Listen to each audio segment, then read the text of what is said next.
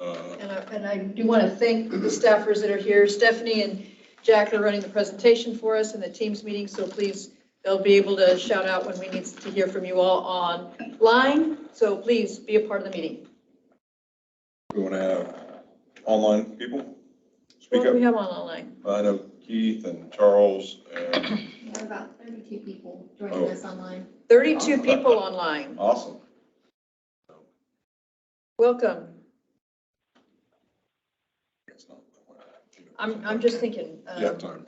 We have time. We have time. How do we have? We have time. Go ahead. All right. If you, I guess if you just want to go down the attendee list and call one out, and then they can say their name and who they represent. Yeah, we'll go ahead and start off with Blanca Trevino Castro. Blanca, if you want to give us a little shout out.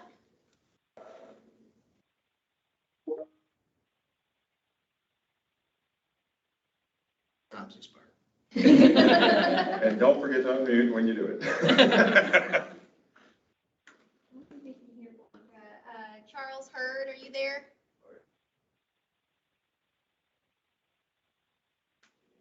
What about Dave Metcalf? Never says anything. Oh, strong silent type. Never say never. David. Howdy, Dave. We had a webinar last night, so. What was that last night? Elizabeth Jones, are you there? Give us a little shout out if you can hear us. Good morning, everybody. I'm in Dallas with TxDOT. I'm so glad to be a part of the meeting and so glad to see that you guys are doing in person and virtual. So hi, everyone. Looking forward to the meeting. Sounds good. Thank you, Elizabeth. What about James Hanson? Are you there? Yes, I'm in Humble, Texas, just retired after 39 years in IT, and I ride an Indian Chief Dark Horse. Beautiful. Thank you, James. What about Jason Morris? Good job. I just came in for the donuts. Thank you. Total rider, and I became a rider coach about 3 years ago. Beautiful. Thank you, Jason. Jesse Mendoza. Jesse out of San Angelo, TxDOT, San Angelo District. Thanks. Hi, Jesse. Morning. What about Jill Christie? Good morning. I'm Jill Christie. I'm the traffic safety specialist in the Abilene district. Glad to be here this morning. Thank you, Jill. What about Joe R. Morris? Are you there?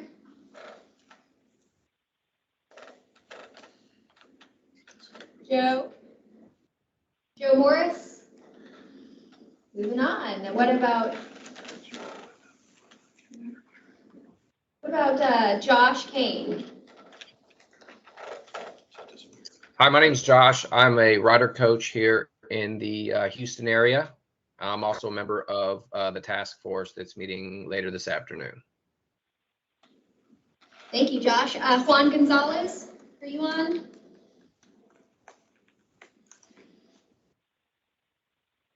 Juan, are you there? All right. What about Jude? Jake Snyder. Jake Snyder. I am so sorry. Oh, Good morning, everybody. I'm glad y'all helped her out with my last name. I'm the AMA State Chapter Volunteer Coordinator, and I'm the rider rep on the TDLR board for Motorcycle Safety Advisory. Thank you, Jude. Keith Revelle. Good morning. Yes, this is Keith. I head up MRH rider training in Houston, and I'm on the TDLR advisory board also. Thank you, Keith. Lavisa Matthews.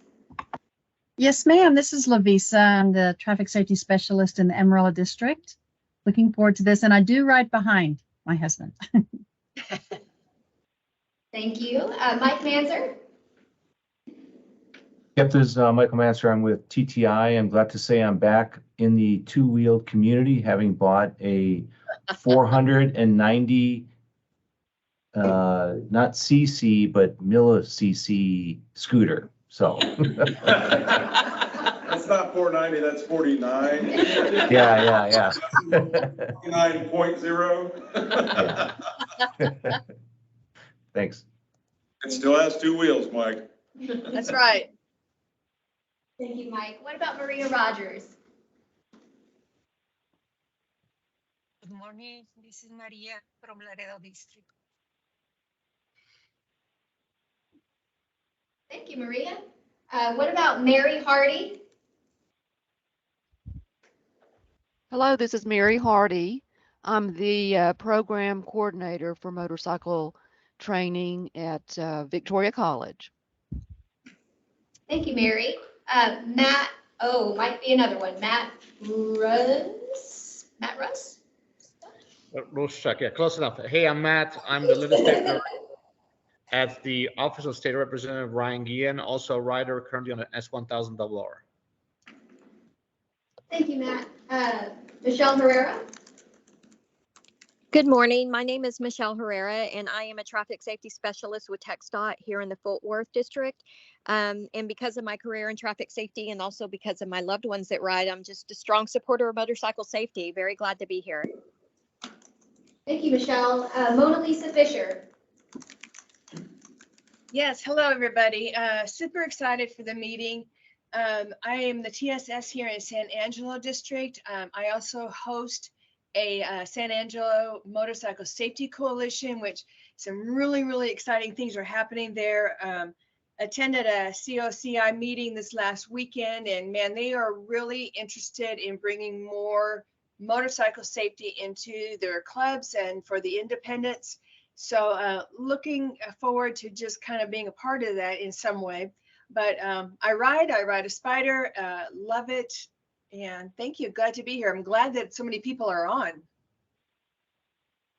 Thank you, Mona Lisa. Do we have Nora Kupanga-Maposa on? Yes, Maposa, traffic safety specialist in the Austin district. Glad to be here. Thank you, Nora. What about Robert Martinez? Hello, everybody. I'm from the Odessa district. I'm a construction auditor.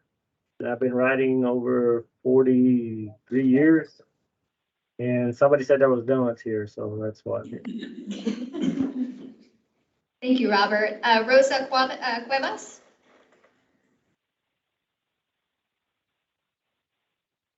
Rosa, are you there? All right, moving along. What about Roy Wright?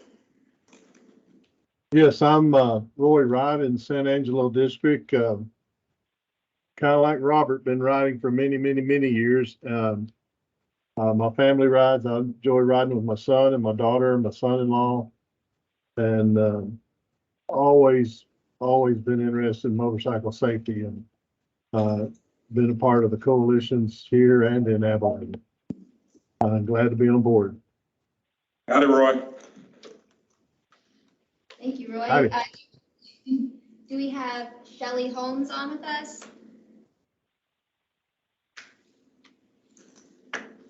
Shelley, are you there?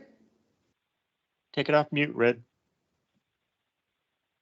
All right, moving on to Tom.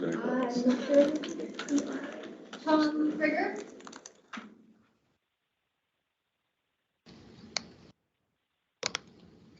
Okay, I think I got that mic on now. Yeah, it's Tom Krieger. I'm a motorcycle safety coach I coach at NAS Fort Worth. Been a coach about a year and a half now. Ride a Victory Vegas 8 Ball. Thank you, Tom. And last but not least, I'm not sure, it's just Woody. Woody, are you in with us? Oh, yeah. Morning, everybody. Woody here. Thank you very much for that. Also, I'd like to introduce Shelley Holmes Red. She's a partner here in Region 1, COC and I, and we do the safety and awareness, trying to get more and more of the independents involved. I personally am trying to reach out to the sport bike riders to get them more involved. And since last we met, I've achieved a personal goal and got my advanced certification in accident scene management. Stop the bleed and start the breathe and control the traffic.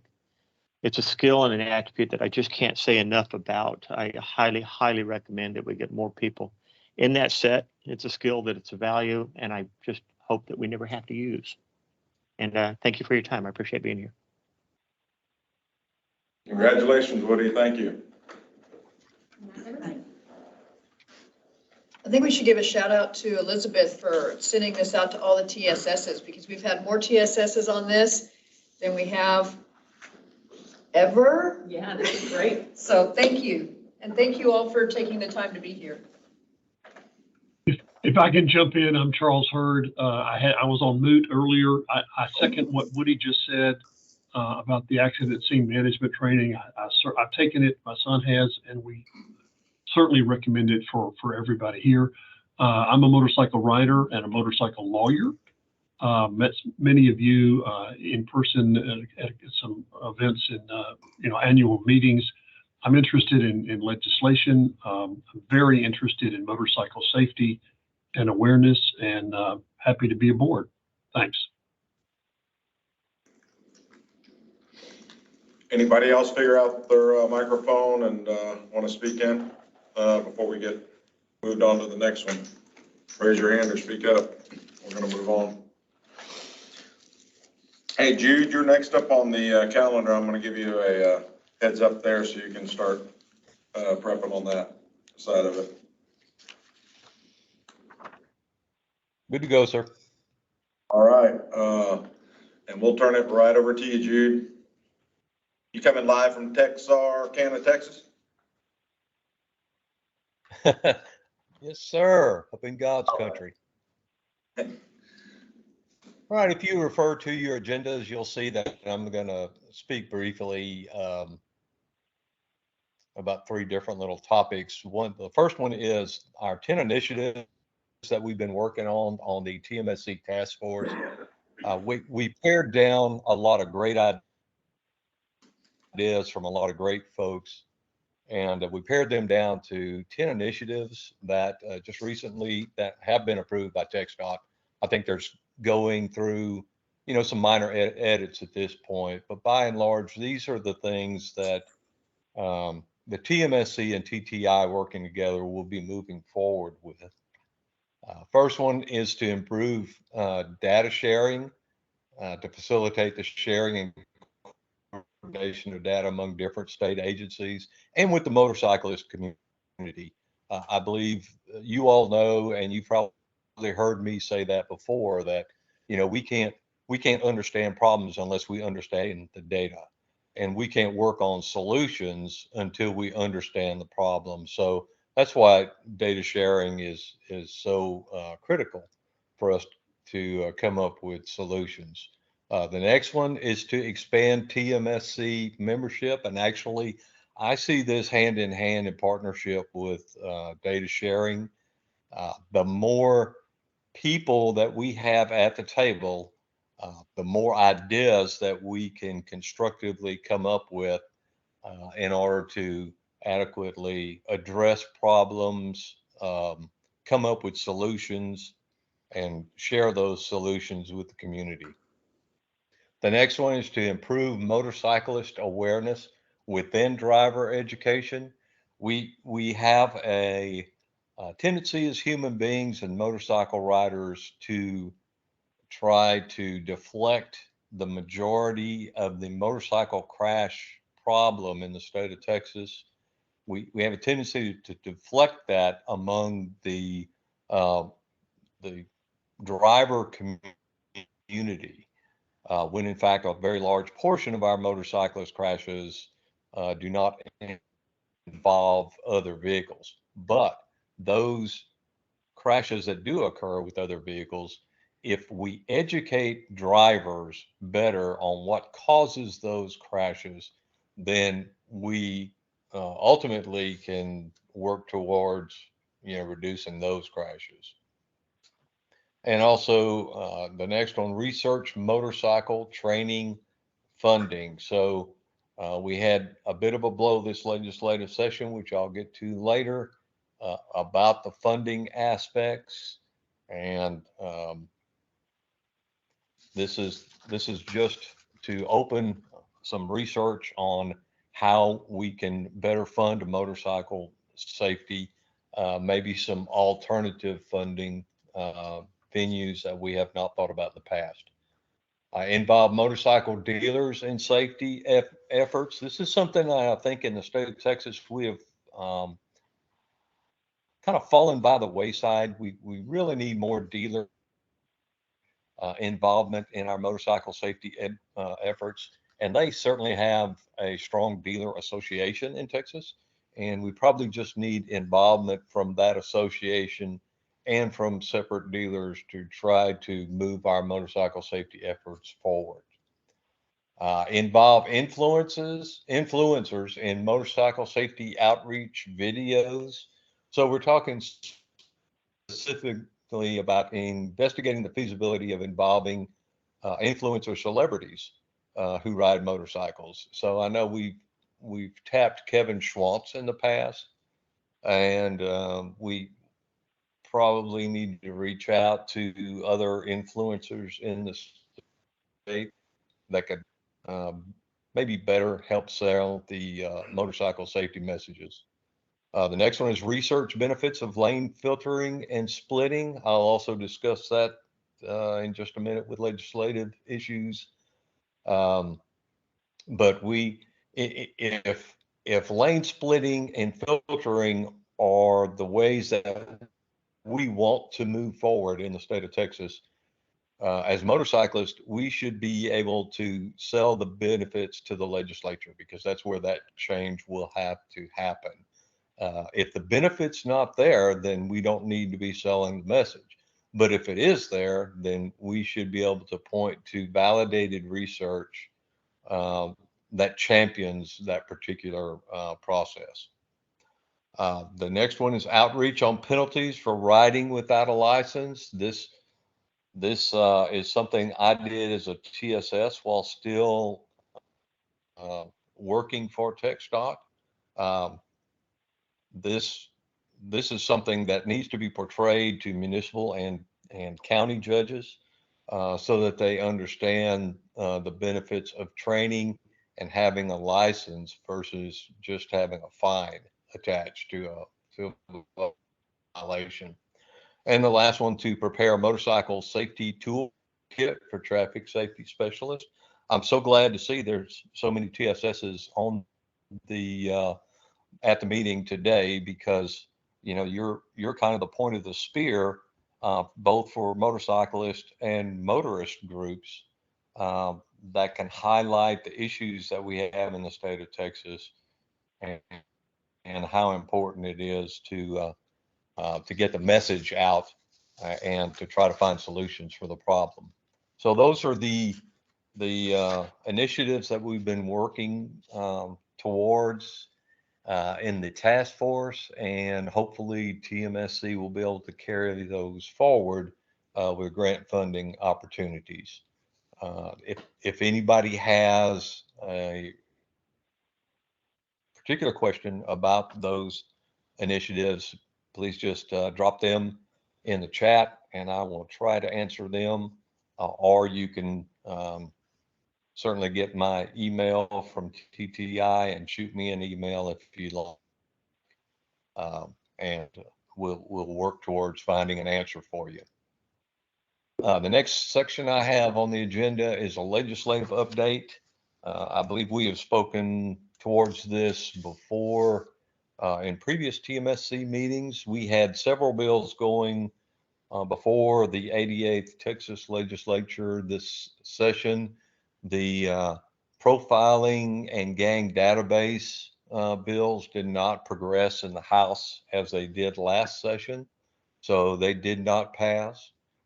There were 3 bills that were motorcycle related that did pass, and I'll just briefly discuss each one of those with you. House Bill 3297 was filed fairly late in the session, and what that House bill does is it eliminates the safety inspection program for non-commercial vehicles.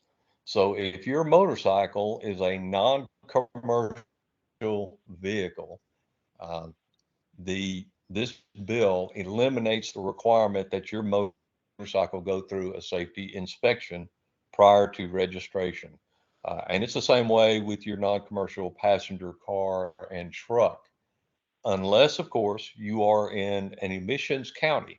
And in that instance, the emission inspections are still required and will continue moving forward. Now, a couple of interesting things. The safety inspection on your motorcycle currently costs you $7.50. That fee will not go away. The bill actually requires that a safety inspection fee be collected, even though you're not bringing your vehicle to a safety inspection station, and that $7.50 fee will be added to your registration fee. The effective date was also interesting on this piece of legislation. This bill is not effective until January 1st of 2025.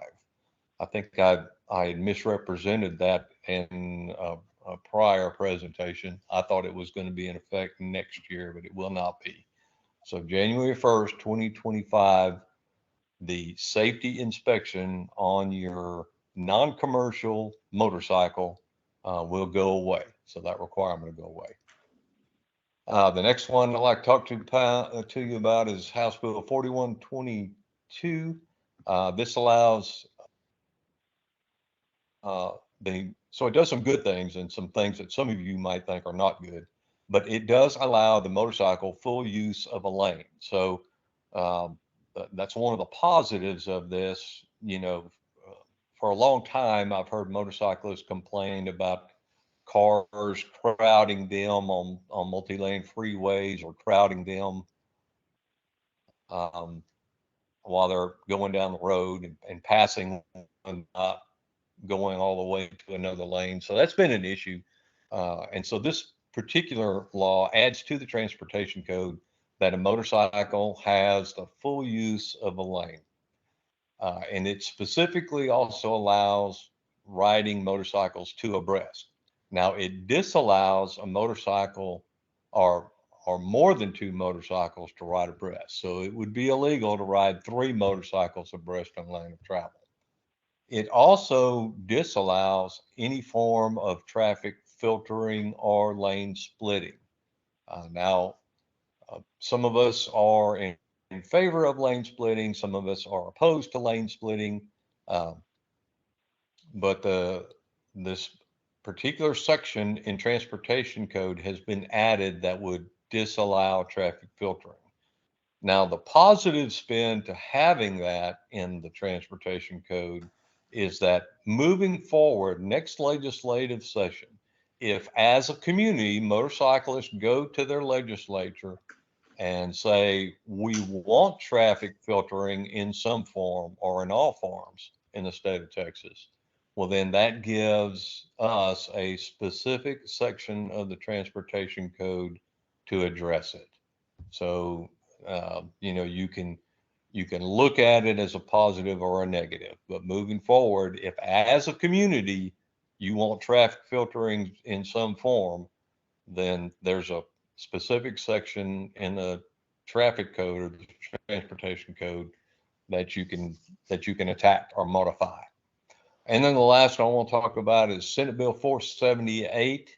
The largest part of Senate Bill 478 removes the Texas A&M Engineering Extension Service from oversight of the motorcycle instructor training in the state of Texas. So basically, it would return motorcycle instructor training to free market practices.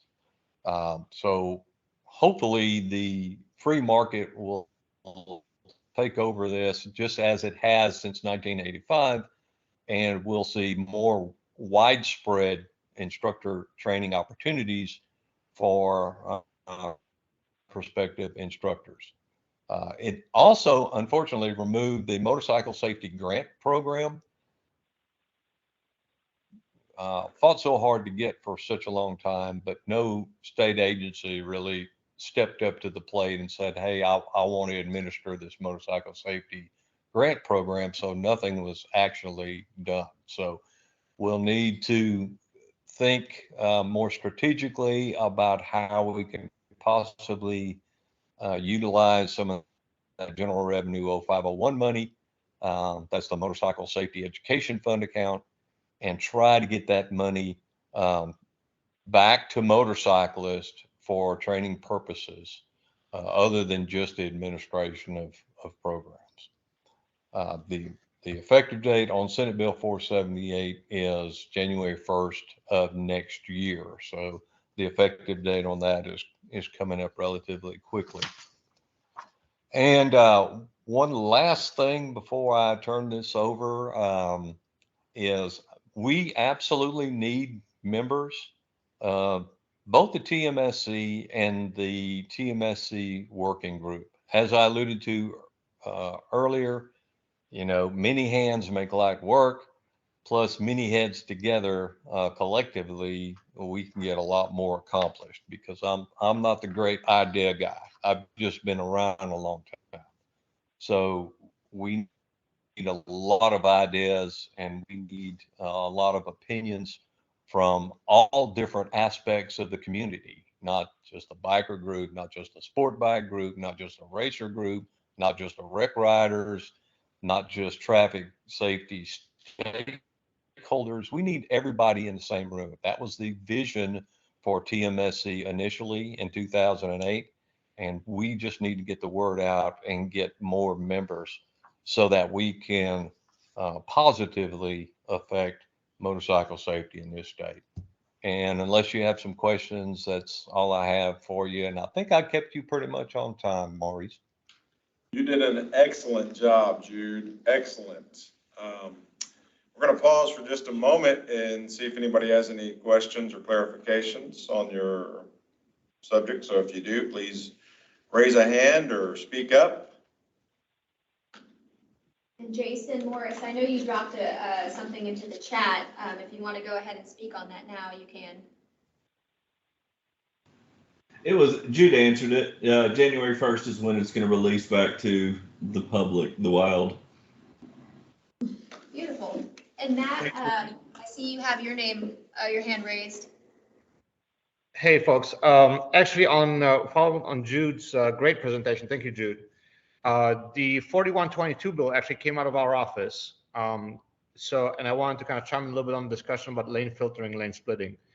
I think that Jude is exactly correct in terms of the importance of engaging with the legislature to keep this discussion alive, and also the importance of having recent Texas data or any other relatable data that we can gather to be able to make a strong argument, you know, if somebody wants to argue for filtering and lane splitting.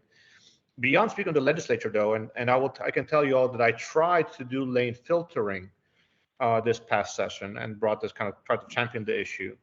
We need to have a really, if you're interested in that, you need to have a really active conversation with law enforcement representatives, particularly law enforcement unions, because they are definitely heavily involved in these conversations and have been relied on by legislative offices for feedback on those issues. So yes, it's very important to lobby your legislator or advocate with your legislature on an issue that is important to you. But as a key stakeholder, having conversations with law enforcement is important. One thing that is really interesting about 4122, besides setting the stage of codifying language around lane splitting and lane filtering, it also provides a specific exemption to law enforcement, meaning they are allowed to lane filter and lane split. So they will be making an experience with that as well, you know, in the interim. And so I definitely encourage anybody who wants to be supportive of lane filtering or lane splitting to have those conversations, not only with the legislature, but also with the law enforcement community.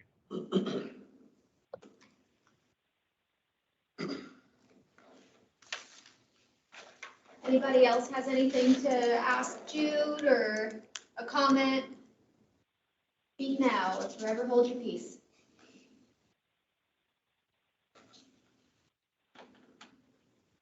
All right. I think that's good advice, and I think we do have a lot of work ahead of us. So, going to be a busy time preparing for the next round. So, Cody, you're about ready. I think you're the next up on your presentation here.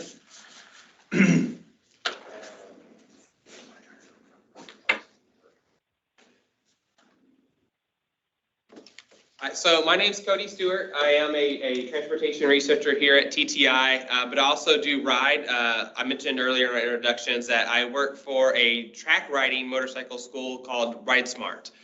We do, my particular area in that school is the advanced, we call it the advanced class. It's not the advanced riders course as y'all know it in the licensing field, but we do advanced track riding. So people that already know how to ride their motorcycles pretty well, we get them up to that next level. Eventually, some of them will go into like a racing type scene, but a lot of them they're happy with just riding around in a place where they can go as fast as they want and not get a ticket. So that's a little bit of my background.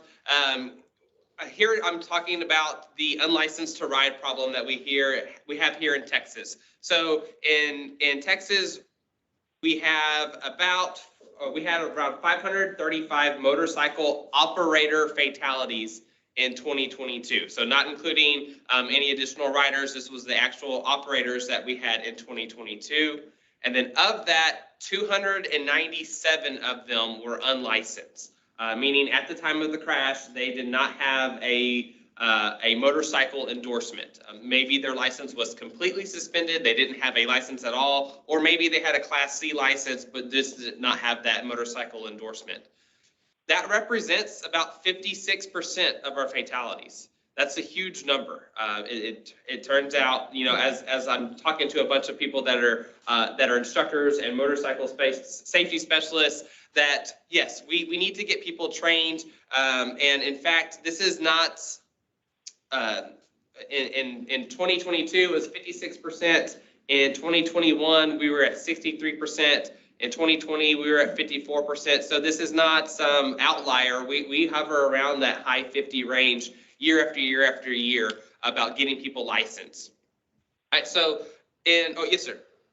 Maybe fixing to touch on it, Cody, and I was shocked when I first saw that data as well as far as unlicensed motorcyclists. But to put it in perspective, correct me if I'm wrong, isn't passenger car, passenger truck unlicensing right around 23% or something like that, just to kind of put it in perspective? So it's actually this slide. About 16% of drivers so non-motorcycle operators are unlicensed in their fatal crashes. So thank you for that perfect segue. Well, we did take motorcyclists out of that number, which might have affected that. So yeah, so whenever we're trying to do research, we need to look at the problems that exist at abnormal rates. So when we look at 56% of our motorcycle riders are unlicensed, but only 16% of our regular motor vehicle operators are unlicensed at the time of the crash, that's a huge issue. That's a huge outlier. So this is where TTI came in and with conjunction with the Texas Department of Transportation, and we came up with a project that ultimately had a goal to encourage more riders to complete motorcycle safety training and just kind of continue that, promoting that culture of safety in Texas. One thing that I want to note here is that while the project is called, you know, Unlicensed to Ride, and while we talk a lot about licensing and fatality rates with motorcycle riders that are actually licensed or not licensed, what we're more concerned with is that they are getting training.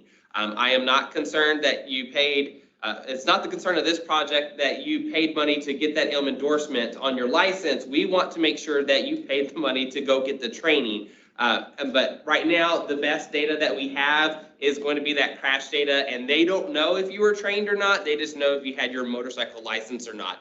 So while we'll talk a little bit more about licensing today, I want to specify that we're not as concerned with having the ILM on your license. We're more concerned with making sure that you have that training. Having an ILM on your license, you know, it doesn't necessarily make you a better or worse rider, but that training definitely does help. So over the last few years, we've had this program since 2019. And over the last few years, these are a few of the things that we've done. We've interviewed other states to see what they are doing to address their motorcycle issues, motorcycle licensing issues. We've done a few different data analysis that have come out of this project. We've held focus groups with riders, with law enforcement, and there's one other person that I'm forgetting, but just to kind of see what the issues are. When we heard Jude talk about, you know, getting law enforcement involved, one of the things that getting more of the courts involved, when we want to make sure that people are getting ticketed or such with having a license. Well, one of the things that's brought up in other states is that they will tow your motorcycle if you get pulled over and you don't have a license. That's just their policy, is to automatically tow it. And one of the things that we found out in our focus groups is that the police officers here in Texas really don't like that policy at all. They don't want to wait around for the tow truck, and they don't want to be liable or whoever might be liable if that motorcycle is damaged while they are getting it towed, or if it falls over in a yard or anything like that. But some of the things that we need to kind of address, or what works, what doesn't work, and that's part of this. And then finally, we had some, we are constantly doing surveys as a part of this project. We try to keep that survey pretty close to the same year over year so we can gather data on a larger basis. We've thrown together some infographics, but the biggest thing that we're going to talk about here today is going to be the mailing campaign. So Jude again touched on, so this is great, he touched on the importance of having all the people with all of the data being able to talk to each other. And this project is a perfect representation of that, because we are taking Department of Motor Vehicle data and we are comparing it to the Department of Public Safety data. And we are able to somewhat tell if you did or you do or do not have a motorcycle license based off of that data. And I'll explain here in a little bit more detail. So over the last few years, this is the number of data sets that we have received. So the top here is your Texas DMV data. So from 2019 to 2022, we've had around 340 something thousand motorcycle registrations. So this is the actual number from DMV that we got each year for the number of motorcycles registered in the state of Texas. Now, we compared those to our DPS numbers who have access to the Class M license. So whether this was an AM license, a BM license, an M license, or the most common CM license, these are the numbers that we were returned. Just to give you a little bit of a heads up, and we just did a similar presentation on this in Tennessee a couple weeks ago. But in terms of data, in terms of population, if our motorcycle population was a state in 2022, we would be ranked number 45 in population and number 43 back in 2021. So this is, I mean, Texas is big, right? But when we're talking about data sets that are this large, things can become pretty hard when we're starting to make comparisons. And you'll also see that from 2021 to 2022, for some reason, we lost 110,000 motorcycle licenses.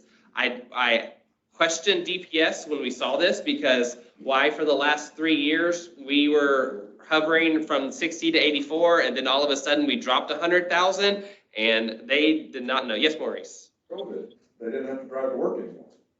Yeah. You didn't have to go get inspected. You didn't have to do all those things. Yes, but you only renew your license every so many years. But the ones who came up that year. Yeah, but was that 100,000? That was almost 10% of the riders decided that I'm not going to pay the extra bucks because I'm not having to drive to work. We went to DPS. So, because we did see motorcycles increase during COVID, right? Because that was one of the only things that you could do while you can maintain your social distancing. So who knows? It's really kind of an anomaly. This project, unfortunately, has gone through things that are kind of outside our control on things that impact the data. Right before 2019, there was the repealation of the Surcharge Act, which around almost 500,000 Texans were eligible to get their license again, where they were not before, because they were not they took away the point system that was preventing people from getting their licensing. So even then, if I wanted to go back and look at data prior to this, it wouldn't be apples to apples because of that. So there's a lot of limitations to the data, unfortunately, but we'll touch on that a little bit more. One of the biggest things is that DPS data does not talk to DMV data at all.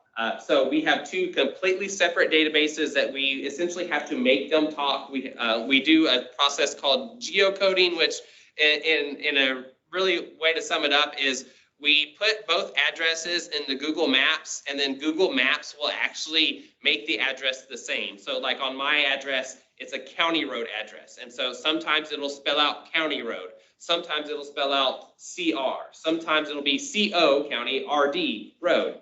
And if we have two databases, we can't make that direct match. So that's how we use our geocoding to make those addresses to one and the same. But for DPS, there was a lot of data cleaning that we had to do. Ultimately, these databases are inputted by people, and we introduce people, we introduce mistakes. So one of the things that we had to do was we had to split the address field and separate that street number from the rest of the address. Another thing is we just converted everything to go down to lowercase.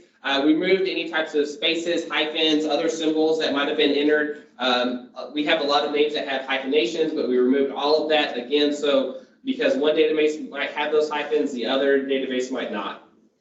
And then finally, since it was a relatively small subset, and we wanted to make sure that we were sending out these mailing campaigns to these addresses, we combined family members with the same name and address, because we thought if they have the same address, then they're going to receive the same mailer, so it doesn't really matter. But if we have juniors and seniors, we just made that all into one.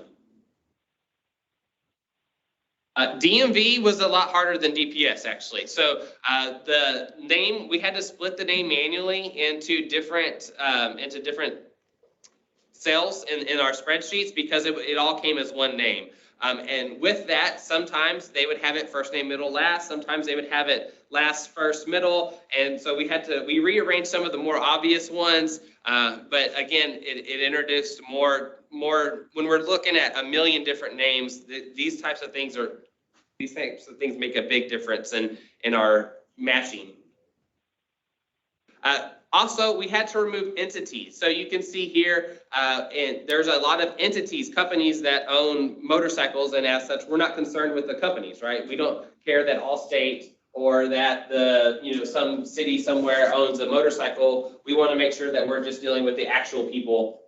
And then finally, this is our post-processing. So after we made these matches, we matched DPS data and with DMV data. What did this tell us? Well, this told us that this person has a motorcycle and they have a motorcycle license. So we threw that subset away, because we want to know if you have a motorcycle, but you do not have a motorcycle license. And these are the numbers from that. So these are the people that have a registered motorcycle, do not have a motorcycle license. In 2020, we had about 70,000. In 2021, we had about 75,000. And last year in 2022, this is brand new, we just had this about a month ago, we had about 84,000 people that have a registered motorcycle, but not a motorcycle license here in Texas. There are absolutely legitimate reasons for people to have a motorcycle and not a motorcycle license. Maybe they bought it for their child or their spouse. And so there are definitely reasons why this number can exist in some capacity, but to the extent is probably not 84,000 people. I added this in here because this is how I got the information from our people that were doing matching, but we had never actually done this before. So what we did was, if you see in FY20, we have a Venn diagram. In FY22, we had that 75,000. In FY23, we had around 84,000 people. And then we wanted to see which ones that showed up in FY22 did not show up in FY2023. The reason that we did this, and we haven't done this before, is because we did not have enough funding to send out 85,000 postcards this year. This is the first year, unfortunately, that we haven't had enough funding to be able to send all of the postcards out. So we wanted to make sure that if you got a postcard last year, you weren't on the priority to get the same postcard this year. So that's why we had 57,000 people that did not receive a postcard last year. And so these were the ones that we had priority. We were able to get about 50,000 postcards sent out, and those actually were starting to be delivered last week. All right, so this is what some of the postcards look like. The left, the picture is the front, and then the right-hand side is what we had on the back. And it says, you can't control what other drivers do on the road, but you can control your riding knowledge and skill. Get trained and get licensed. Last year, over half the riders in motorcycle crashes in Texas were unlicensed. Whether you're new to riding or an experienced rider, there's a course for you to earn your motorcycle license. This wording took like an extraordinary amount of time to come up with. We literally went around with different stakeholders for months on this. Some other states have already done similar types of programs. And so we looked at, in fact, let's see here. No, next.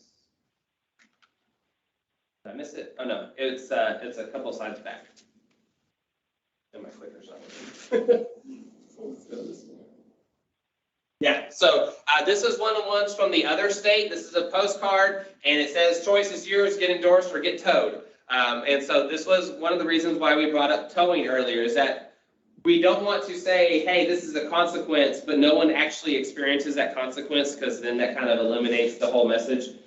So the messaging, we wanted to make it more of a positive messaging and let people know, because we're giving this to probably new riders, but also riders that probably have had a motorcycle for years. And in that case, we wanted to address the new part. So that's why we said, whether you're new riding or experienced rider. And so we were hoping to also promote that experienced riding course. And then we sent them to the Find Schools map at TDLR's website. In 2021, these are some of the postcards that we sent out. And then in the last couple of years, in 2022 and 2023, these are, I think, 6 of the 8 that went out. So we have a few different ones that have similar themes. So enjoy the ride and live to ride. We have adventure awaits, and we have a do it for your loved ones themes. And then we had a couple pictures associated with each one of those. This year, we hoped to do this last year, but it didn't work out. This year, we are tracking who gets what postcard. And that way we're able to see if, well, maybe this demographic is resonating more with a certain type of postcard. And that way we can, A, reduce the number of postcards that are sent out because it's more effective, and B, we can kind of scale this back down, and that makes it easier for our printing and shipping type issues. So this is the evaluation of this particular project. Again, I mentioned that there were some limitations in the data and some other things, and this is kind of comes out in the evaluation. So when we sent out our 2019 mailer in 2020, we did the evaluation and found that around 5,000 of those postcard recipients matched the following year, meaning of that, I think 60-something thousand, 5,000 were able to get their motorcycle license within that few months. In the 2020 mail out, which means this was people that had no license in 2019, 3,700 of them got their license by 2020. And then finally, this is our extremely preliminary results. From this year, I got this information like 2 days ago. So for the people that received and we also changed the way we did this. So historically, the postcards would go out in the July-August timeframe. We were hoping to speed that process up this year, but unfortunately, DPS decided to take an extra 3 months to get us that data. This is one of the issues that we have with trying to get data from other agencies, is we have to go through a very much legal process, even though we are also a state agency. And for whatever reason, this year, even though we had been doing this for several years, it took an extra 3 months to get this data. But for the postcards, we would usually send these out in July-August timeframe after we're able to get the previous year data and after we're able to do those evaluations and then get everything milled out. It's about a 7-month process. However, what we were doing is the following year, we would check to see if they were able to get the license since they got the postcard. But that just gives us a time frame from July-August through that year, December. So it's a relatively short time frame. Of course, we had to start somewhere. So the first 2 years, we were pretty much limited to that. Well, this year, we looked at our 2020 mail out. So this gave them at least 1.5 years of time between the time they got the postcard and the next calendar year, okay? So hopefully that makes sense. But so we reevaluated basically what we did last year, but our results have gone up from 3,700 to 5,400.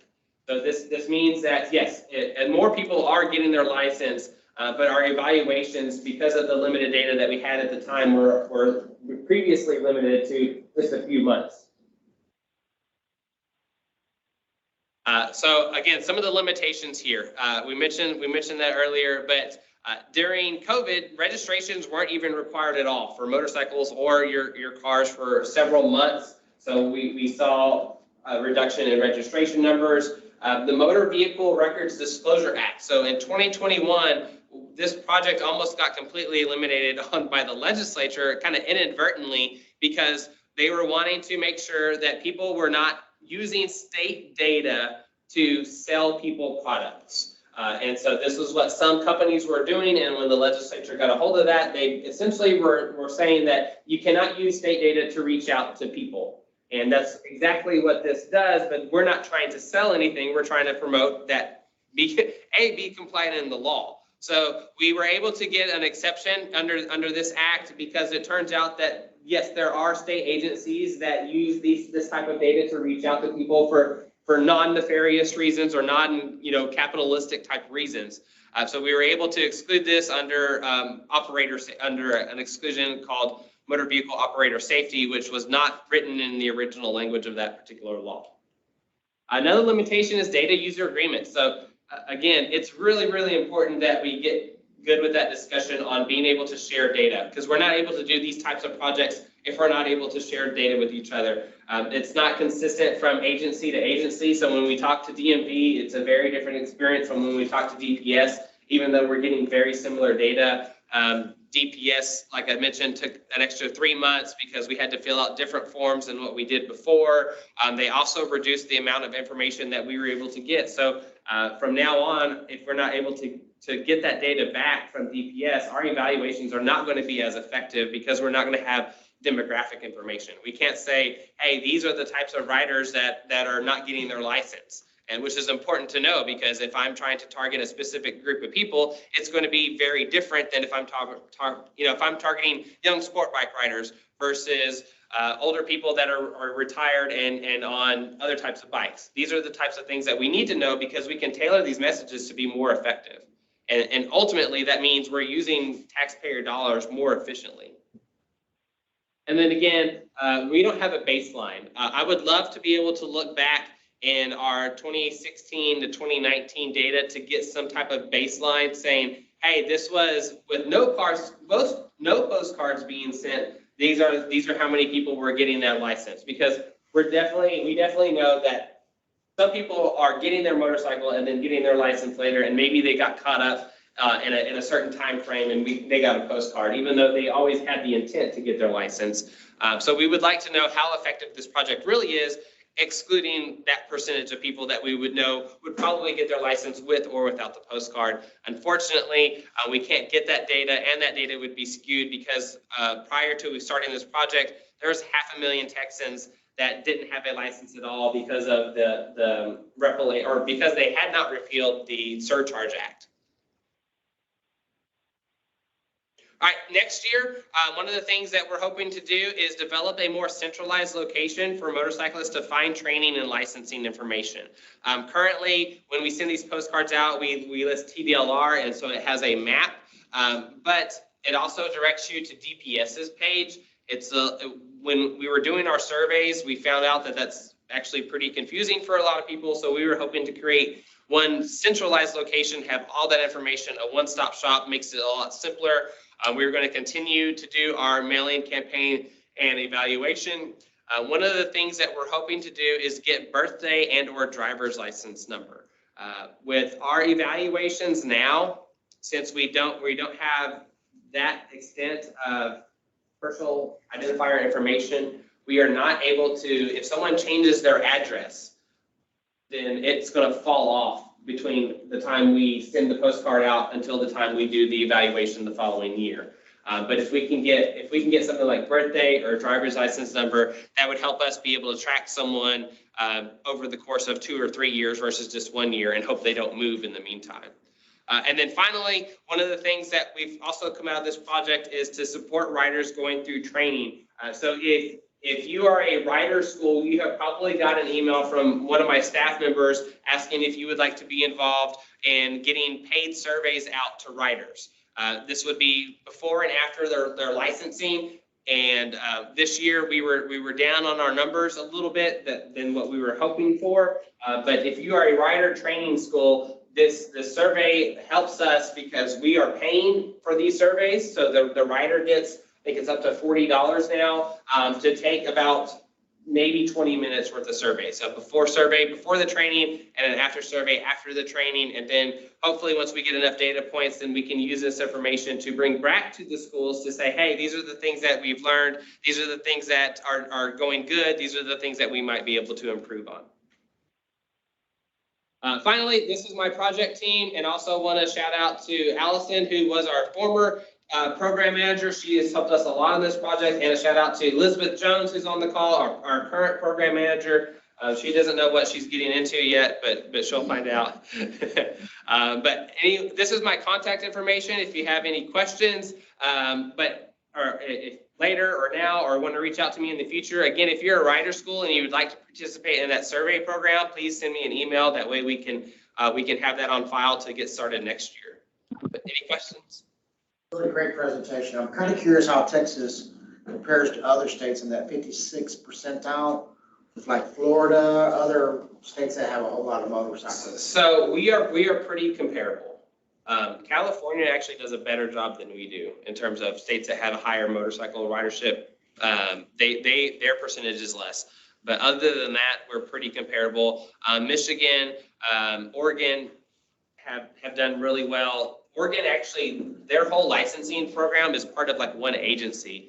But one of the biggest issues in Texas that no one else really has an issue with is just the size of Texas. It can be so hard to get a motorcycle license because of the availability in some areas, or maybe they have something in the area, but for several years there was a backlog because it's a whole nother issue with shortage of instructors and things like that.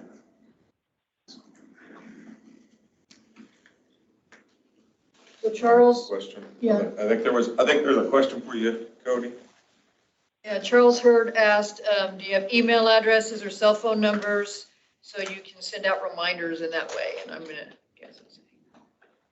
With the postcards that go out, can you send emails or So phone They numbers? just match addresses. yeah, we only match addresses. We don't even actually, one other thing that we point out is when we send out the postcards, we put current resident. We don't specify any names. That's one of the things that we decided not to do is especially in the case that these databases aren't perfect, our postcard mailout isn't going to be perfect. And so I don't want to say, hey, Maurice, we know you've got a motorcycle and no motorcycle license. What's up? I need you to go ahead and take care of that. It's a little creepy, and we want to make sure that we're not being accusatory in the language and things like that. Then there'll be a knock at the door. But we're not currently able to get, well, we might be able to get email addresses. That's something that we've looked at, but it's not a mandatory field. And so it's not, from looking at the list and anecdotally, I would say it's less than 10% of the riders that we are seeing have email addresses. We definitely don't have phone numbers.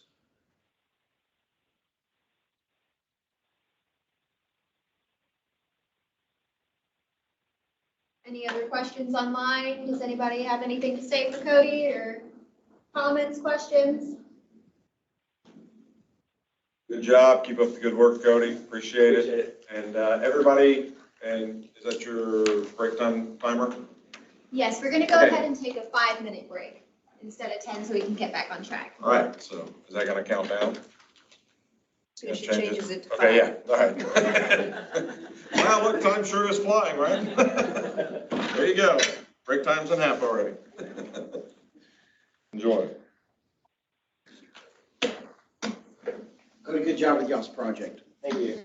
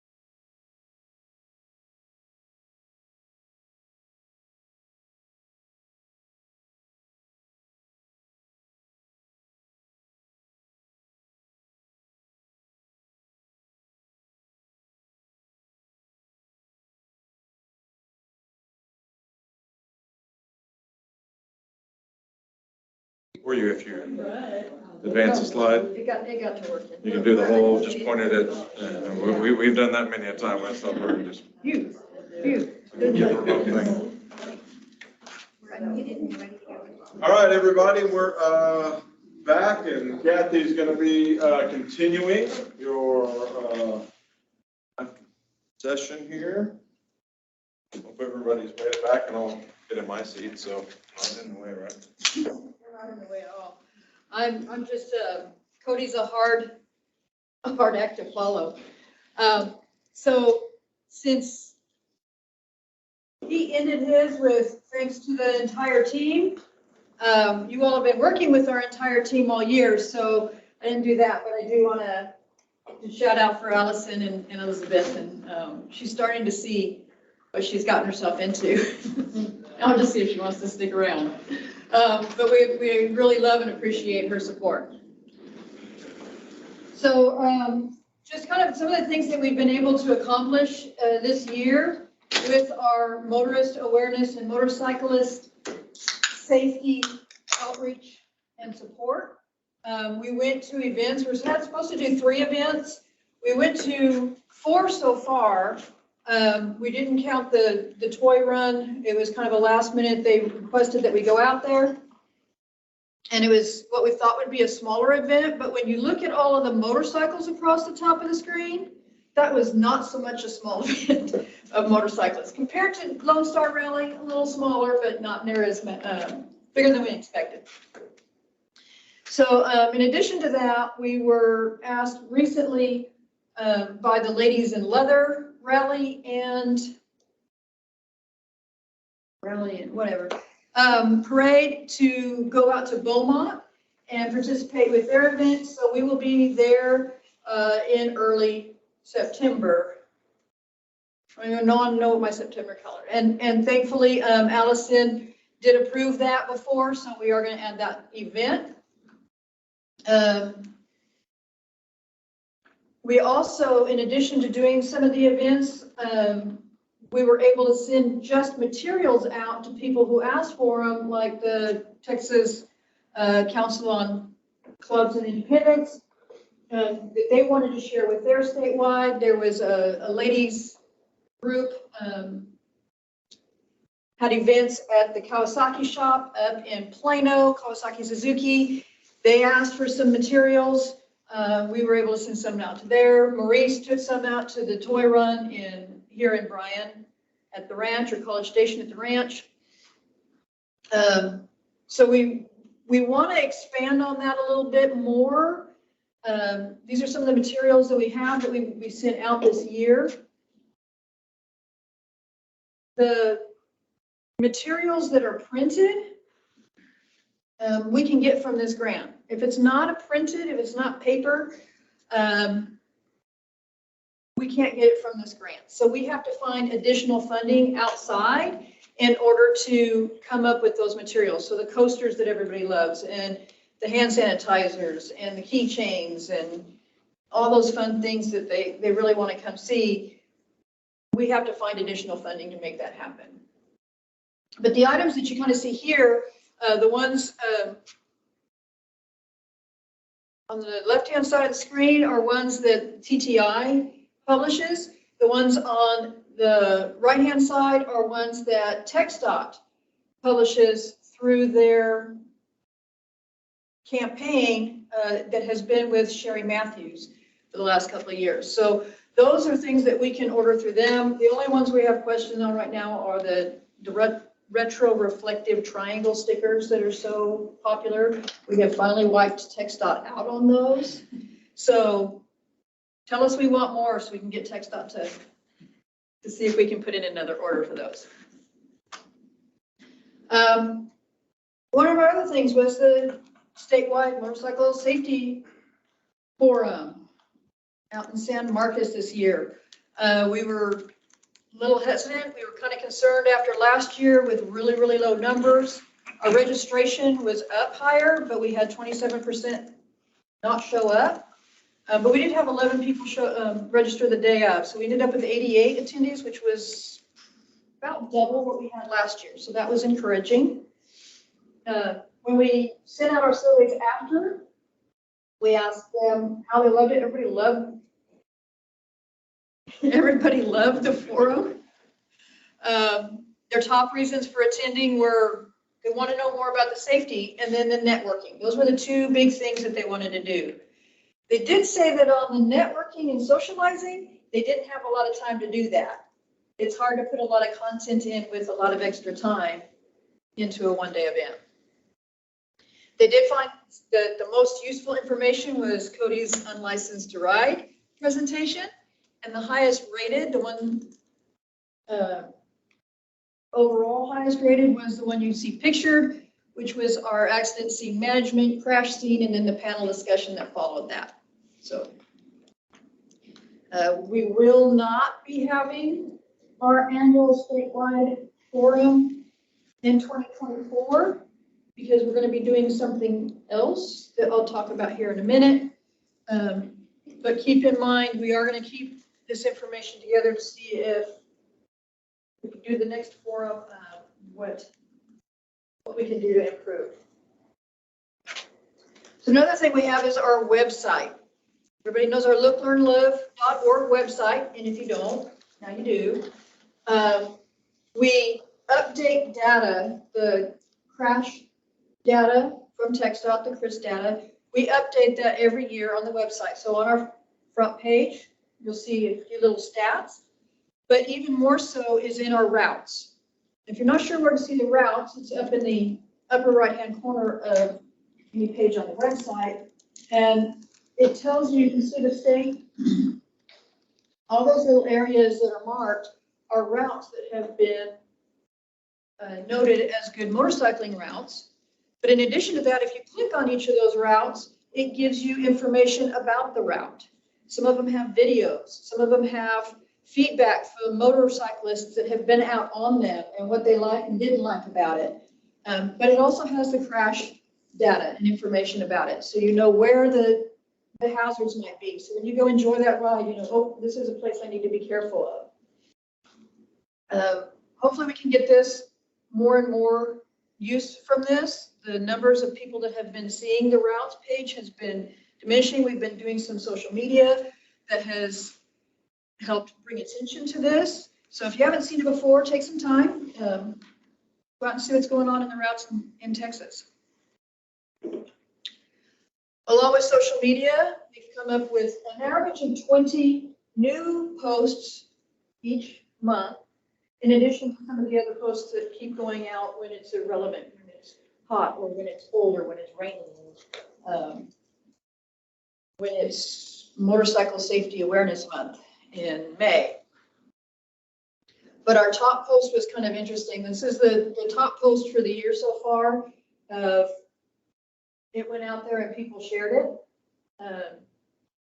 And that was the rider always blames the motorist, and the motorist always blames the rider. And we see that when we're at our events. Whichever one comes up to the booth, they say, it's always those motorcyclists. They're just being crazy in traffic, going in and out, popping wheelies. And then you've got the ones on the other side that say, yeah, I ride, and that driver just pulled out in front of me every time. They don't ever see us. We're invisible. Yes, you're both right. You're both right. But it's about 50-50 of it's the rider at fault, and it's only the rider involved, or it's a car that's involved too. So we all have to take responsibility for what we do. My question to you, though, is are you aware of our social media channels? Do you follow them? Do you comment on them or reply or share? We can send it out there, but we need everybody's help to make it spread further and reach more people. So if you aren't aware, please look into them. If you go to the website, looklearnlive.org, all of the social media channels are down at the bottom of the page. You can click on and start following from there. Yes, Rainey? Regarding the social media, it's up to the algorithm as to whether we see the posts. You can send it out to 5,000 followers, but only 500 might see it. So there's that dynamic to keep in mind as well. Right. And we have Jack and Stephanie and their team are social media gurus. I think Haley is another one that's on our team that she is all up on that. So that is something that we try to keep going and make sure that we're getting those posts out enough to be in those algorithms to put us to the top of the page. But thank you. Why does everybody want to be on the top? I don't know. It seems like it's there for 3 seconds and then somebody else has pushed it down. That's right. I mean, it's constant. Yep, understand. So another one of our projects this year was coming up with information sheets for motorcyclist safety specific to each TxDOT district's traffic safety specialists. So we talked to we had a small group of traffic safety specialists that are either coming from districts with high issues with motorcycle fatalities and serious injuries, or people like Mona and Jill, who are on the call hopefully still, that have done above and beyond or have done extra stuff with motorcycle safety, either through their local coalitions. And we asked for their input on what we wanted to do. What do they want us to do? How can we help them be more effective? So we came up, and this is just kind of a sample of the sheet that's being sent out. We had our first batch go out last week. We have another batch sitting here today that'll go out either this afternoon or tomorrow morning.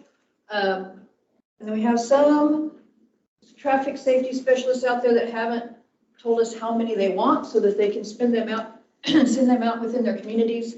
So they'll be getting another email reminder of, hey, let us know, because we are coming to the end of the contract here. But this information is on one side, is statewide. So it is all of Texas, and in addition to what you see there, there's also what's involved with helmet use. How many fatalities or serious injuries were wearing a helmet. The other one is the type of road. Is it straight? Is it curved? Is it up a hill, flat, on a grade? And then on the back side of it is, or we can even say it's the front side of it, on the other side of it is specific to the district. So here in Bryan District, that's shown on the screen, it breaks down the counties. Some districts have just a few counties, some districts have more counties. So we took as many as we could put on there, and if we couldn't get them all on there, then the last 2 or 3 might be added together in a group, but the totals come in. So you can see over the years what counties are having issues. Are they going up? Are they going down? And it can maybe help the traffic safety specialists. They have this data already, but this might be something they can then take to that county, to those communities, and say, this is what's going on, what can we do to help? So in addition, the things that you aren't seeing is, for the most part, unless a traffic safety specialist said, I want this specific information because I have this specific concern within my community or within my district, then the information that you see there, in addition to whether it was one motorcycle or two vehicles, more than one vehicle, and then also what type. So if it was 2 vehicles collided, then that might be the first type of crash or the harmful injury. Was it a fixed object? If it was a single vehicle, it was just a motorcycle. Was it a fixed object? Was it a parked car? Was it an animal? So those kinds of things are shown up on there. And hopefully this can help. Yes, Ben? I was gonna wait till you finish that sentence. My vision's not so bueno. I was wondering, can we blow up those pie charts on the bottom and see some of the detail? Is that possible? No. Stephanie, do you have control? No. We'll actually send you a copy of this sheet today before you leave. I'll hook you up then. Is it on sale? It's on Yes. sale. Yes, it Going is through. today only, before you leave the building. So, Kathy, obviously I'm more on the impaired, yes. Yeah, so in the Bryan district, there's 52% The other driver was impaired. So and Bryan District is the Yeah. larger impaired crash, my chart?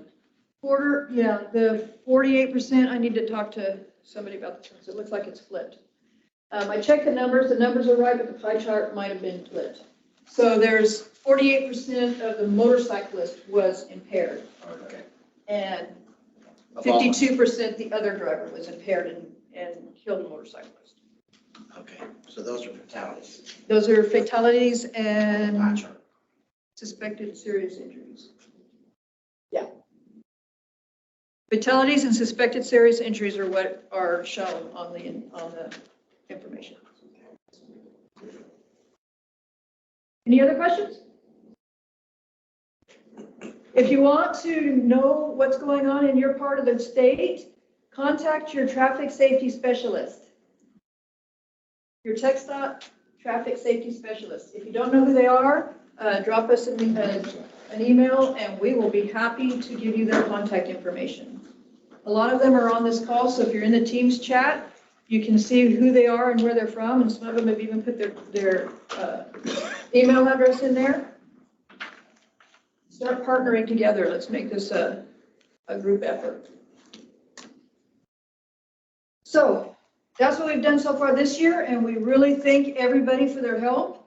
The task force, Jude went over what the task force helped out with, and we're still going to finalize that this afternoon. And then start getting that information out to everybody. The coalition, thank you for your input, for your support, for being here. Next year, we're not having the forum because we are having the National Highway Traffic Safety Administration, or NHTSA, do our state motorcycle safety program assessment. Haven't had one in probably 6 years or more. So it's time to go back and say, we took the information you gave us the last time, we've been working on it, how are we doing, and what can we do to move forward? We will be doing something that's new, kind of new. Jude mentioned that he did presentations as a TSS to judiciary. Another thing that he did was that Survive the Ride presentation that we saw a few years ago at the Fora. That presentation was also adapted and sent out a couple of years ago to some writing groups. So we're going to do something similar to that. So we'll have one that's a motorcyclist specific, going out to rider groups. And then we'll have some that are motorist centric, going out to other community groups that aren't the motorcyclists. In addition to that, we're going to work with our traffic safety specialist coalitions and provide some presentations or other activities within those coalitions. And we are again going to continue the events, social media, website updates, this coalition and the task force. And our task force is going to be focusing on dealership engagement. So if there's any coalition members that are not part of the task force that have any connections with dealerships or could give us some referrals, we'll be happy to get that so we can get things moving for next year. On the events and materials, I mentioned earlier that some people asked us, can we just get some materials so we can put out at our other events? Yes, we were happy to do that. One of the things I'd like to get done as early in the year as possible is an order form. So you all can kind of know what we have available. And if you'd like something, let us know and we can try to get that shipped out to you. As long as we know that it's going out into the communities, we can use all the help we can get.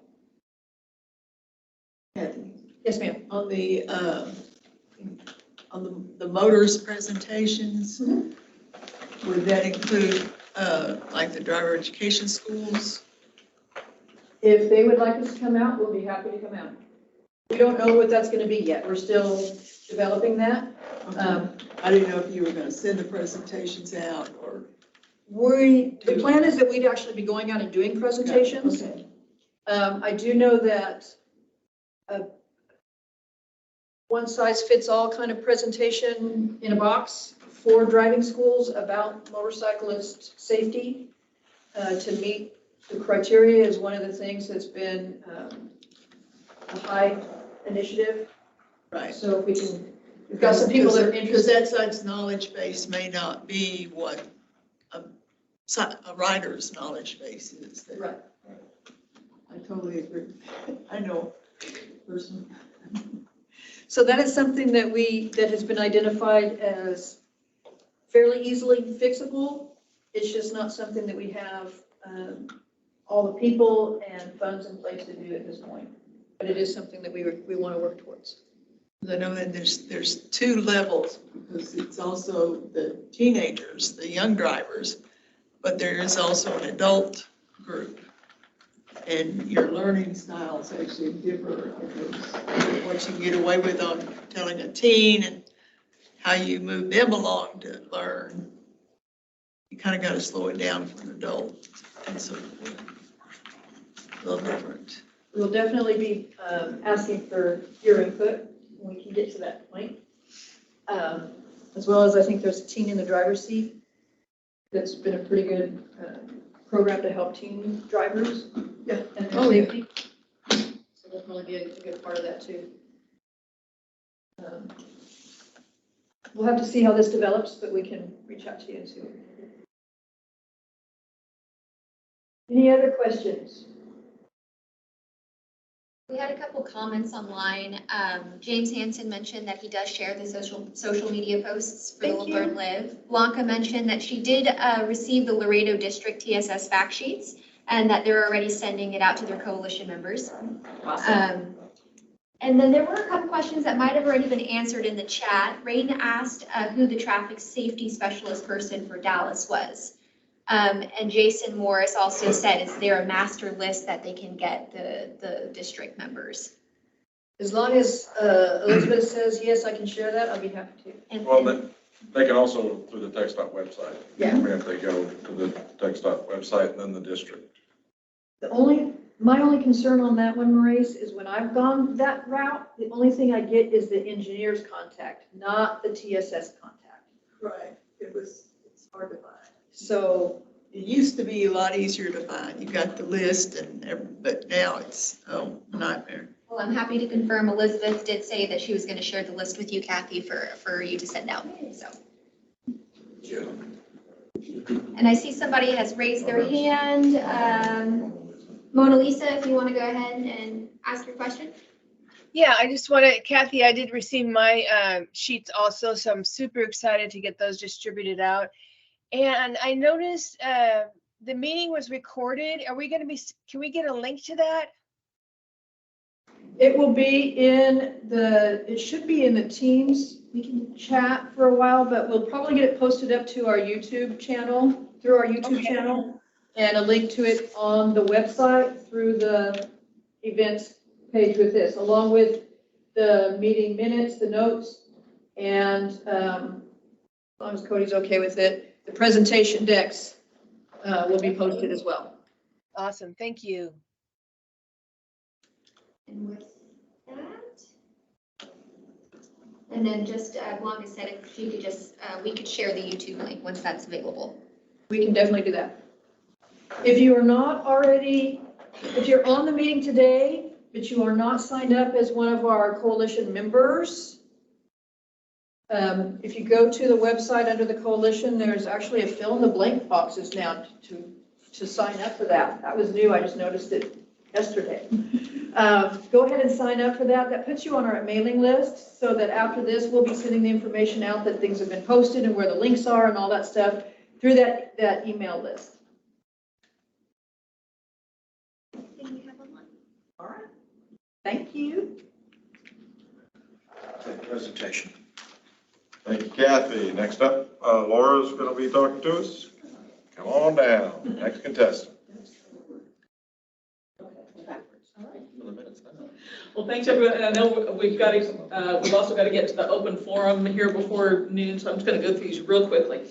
So we are at close to the end of the second year of this project, which was looking at ways to reduce impaired riding among motorcycle riders. by involving the riding community, essentially.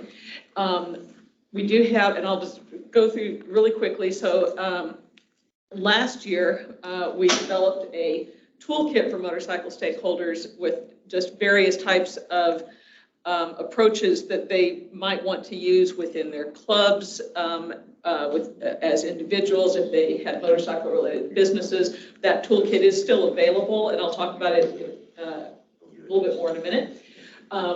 We put out a pair of videos last year that are still available to watch and to share and to do whatever you would like to. Both of those featured Chris Simons, who had been in a severe motorcycle crash while impaired. This year, we did some 4 new videos. These are also now available.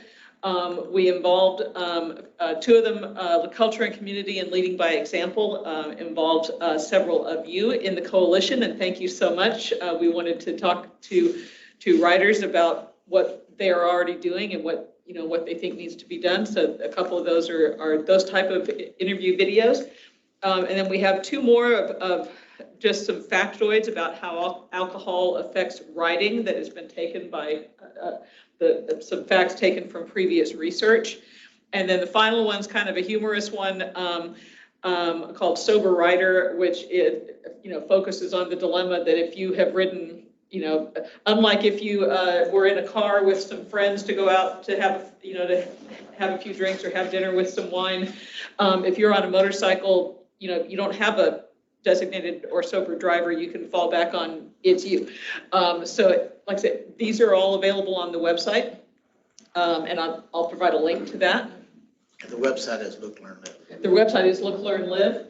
And then we also have a few, and they're hard to see on screen, but these are all, again, you can link to them on the website.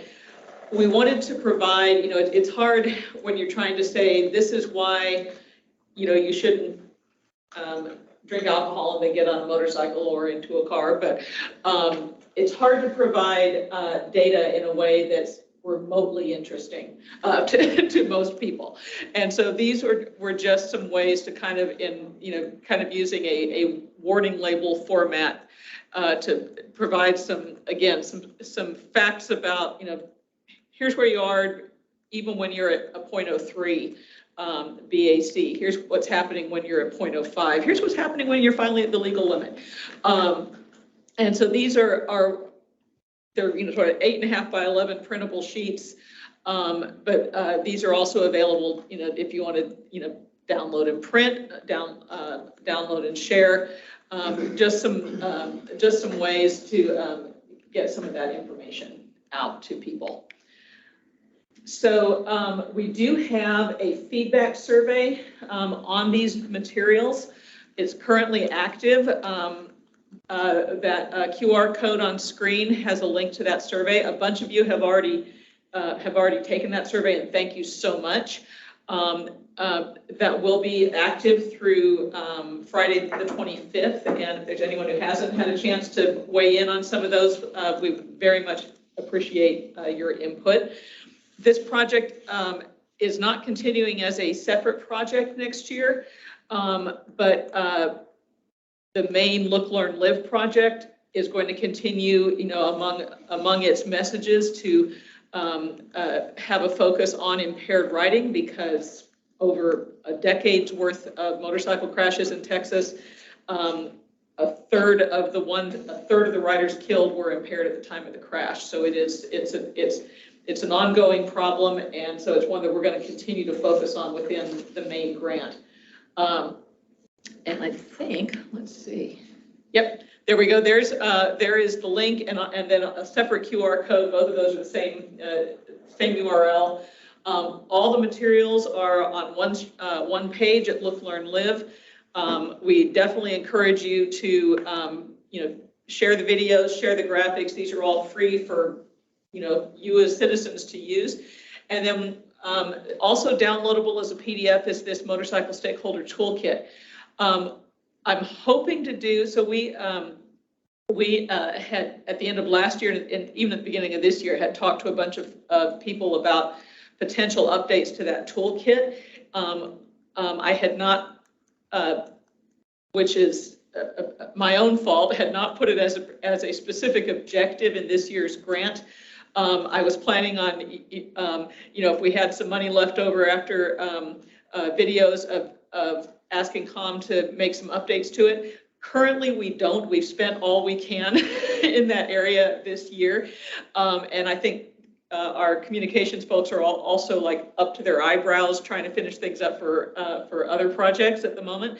But we do have some potential updates, and I've got some other sources, some other small sources of funding. So we may still, I'm still going to try to get those updates made, and then at that point we'll update that. But the toolkit is available for download for anyone who's here, or even anyone who online who wants me to mail. We also have hard copies available, and you're welcome to take those. But I think that is it. Like I said, I just wanted to let everyone know these materials are available. We encourage you to share them, and I encourage you to provide some feedback.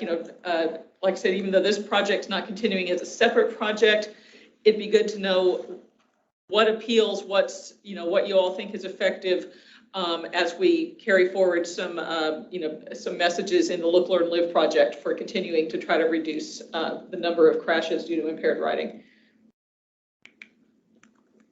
And any questions on that one? Laura, I'll say this, you can share that with your communications, but TTI infographics, always great. Thank you. I'll definitely share that. We have some really good graphic artists. Any questions out there for Laura? Then go to the website, get her materials and use them, because it's still a problem. Somewhere. Don't hand it to me though. Danger.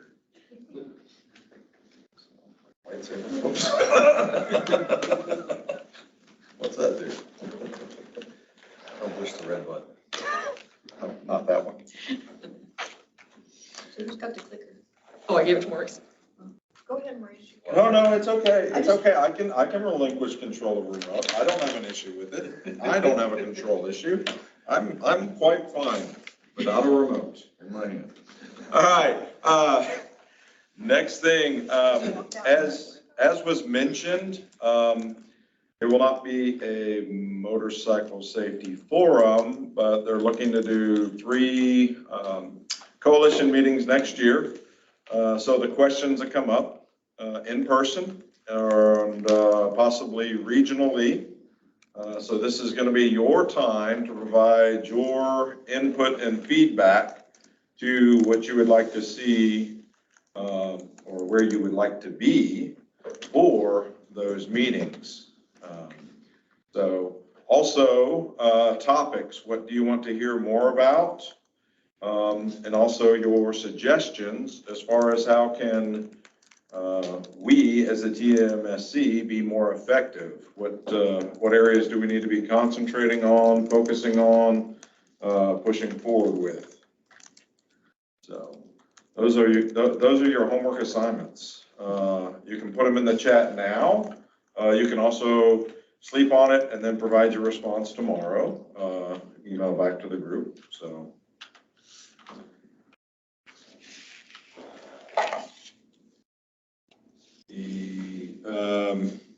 Also, there are TMSC patches available. If you're not on the mailing list, you need to get on the mailing list. You need to provide your zip code. The zip code is your winning entry to get the TMSC patch. There, so. Can you repeat that? Because I would love one. So if you'll email them, you'll need to provide your zip code, and then put in there as well a request, and then they'll send you the TMSC patch for that. Thank you. So what this is all about,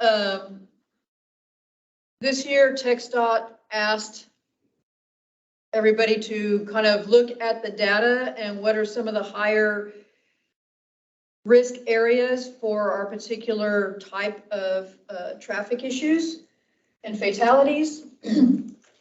Only our coalition email list just has emails. Some of them have even names, but that's all we had. So we couldn't go to TxDOT and say, well, we contacted somebody in the Bryan district.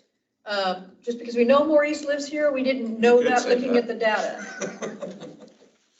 So what we're doing is we're asking, even if you are currently on the email list, if you'll fill out the form that's online on the coalition page of the website, it asks now for your email address, or just your email, or I'm sorry, it asks for your email address and your zip code, so that we can look at those zip codes and say, we're contacting people that are in this specific district, just generally. We're not trying to track you down or pinpoint your geolocation. We're just trying to know where we are.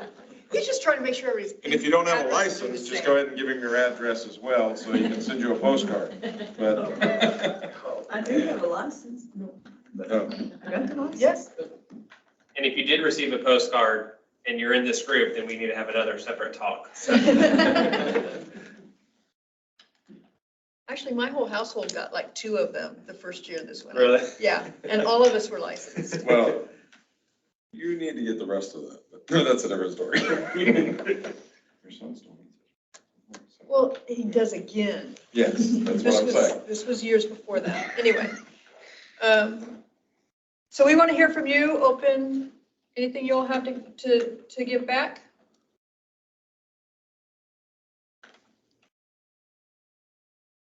Well, does the in-person and the virtual work?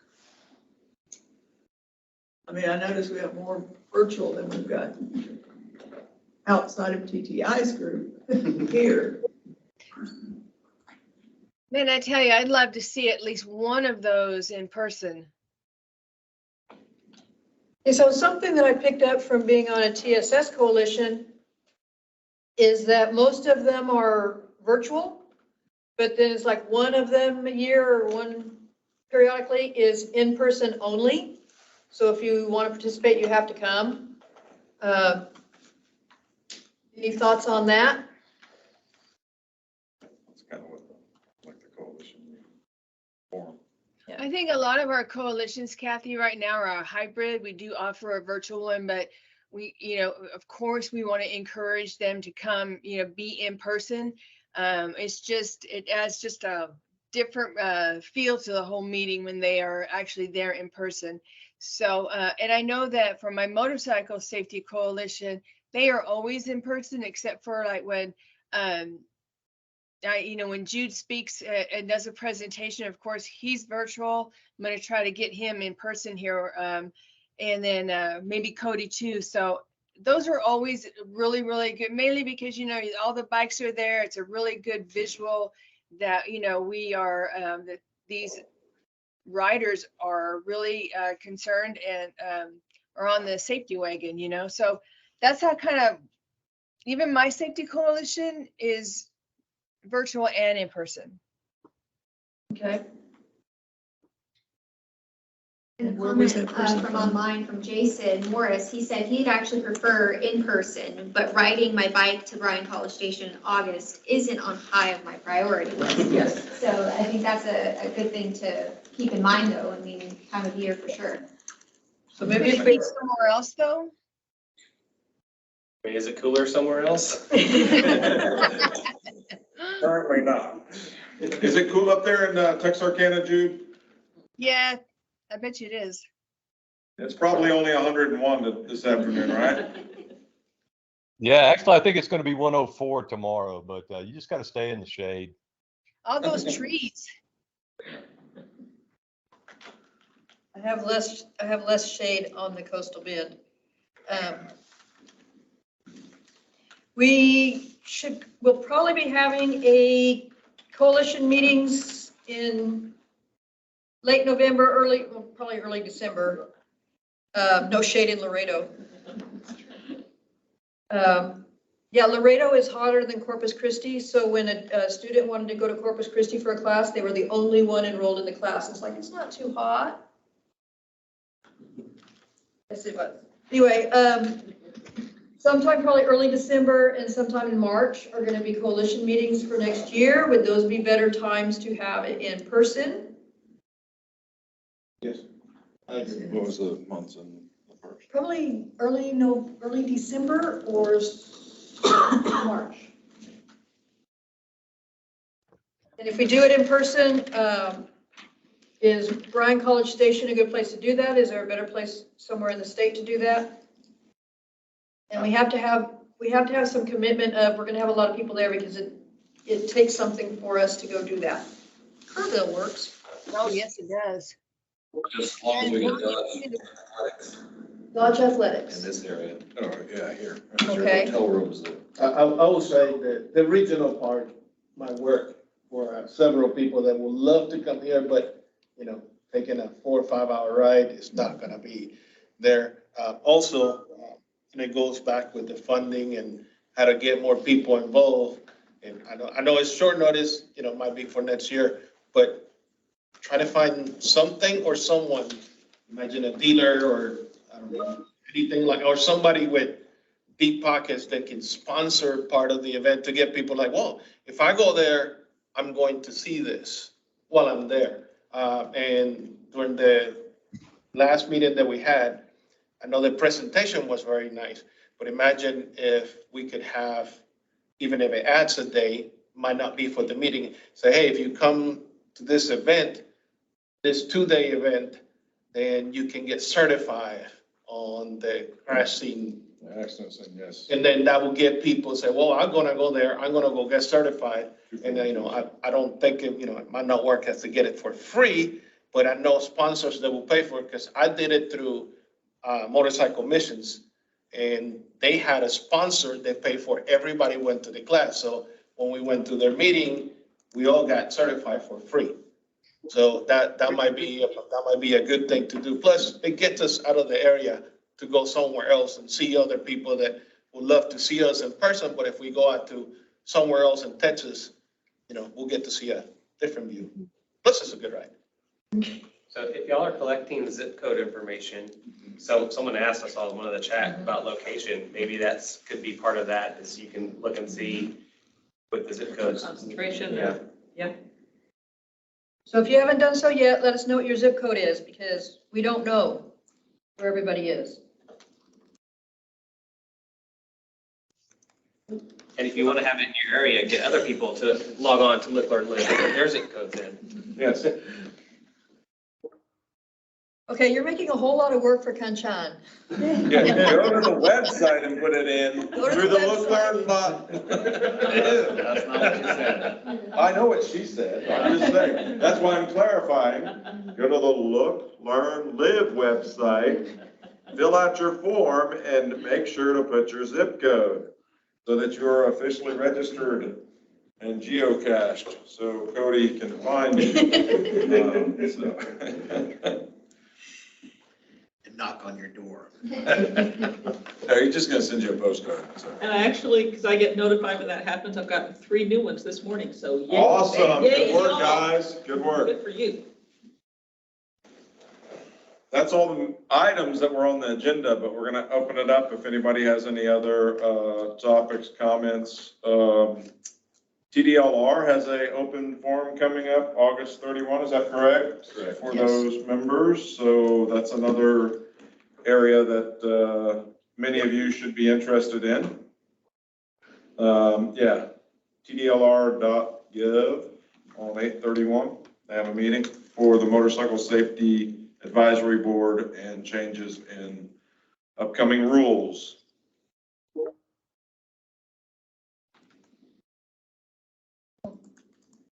Going is fast. Okay. Any other items? I'll be quiet for a little bit so you can speak up. I'll say this, as part of our grant reporting, I was on NHTSA's website this week, earlier looking at, this was a motorcycle traffic safety fact sheet, NHTSA puts those out several times a year, but this was specifically motorcycling and 2021 crash data. I mean, it's NHTSA data. So what was interesting was Texas mortality impaired crashes for motorcyclists. It was 39%, and nationally it was 37, and nationally it was 29. If I remember the data correctly. That sounds right, because Texas I've also 37, looked at and that. nationally it's 29%. Yeah. That's not how we want to lead the nation, is it? But we're up there. And not that this is an unusual year, I'm not saying that, it's just, we're still disproportionately high. Yeah, I looked back for a couple of years, and I would say we've been in the top 3 for over 5. So, I mean, it's not a disproportionate. We're leading in the way we don't need to be leading. And that's why Laura's work on the alcohol involvement, that's a huge part. Keith Ravel's been a proponent, pushing it for quite a while, and has got us on this track, and we need to maintain our focus there because it's over 1/3 of the fatalities are right there in alcohol involvement. So, huge part.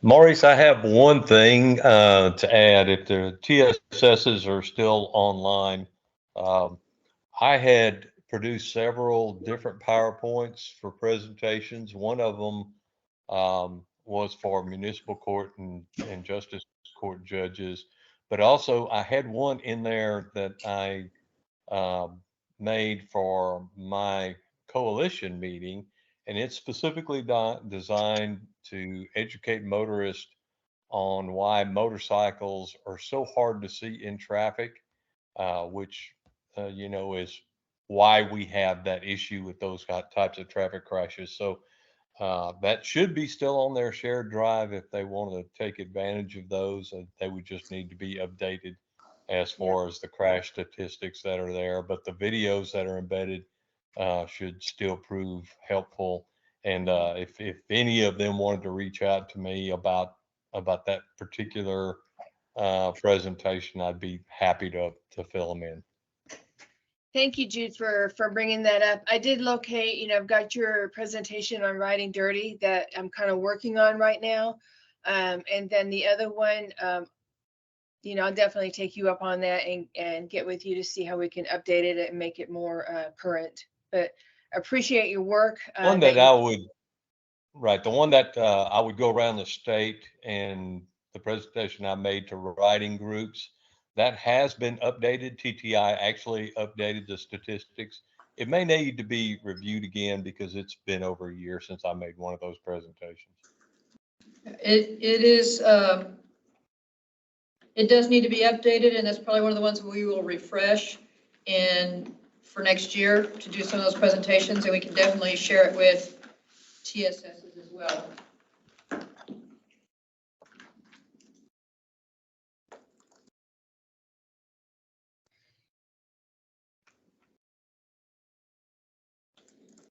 Any other items?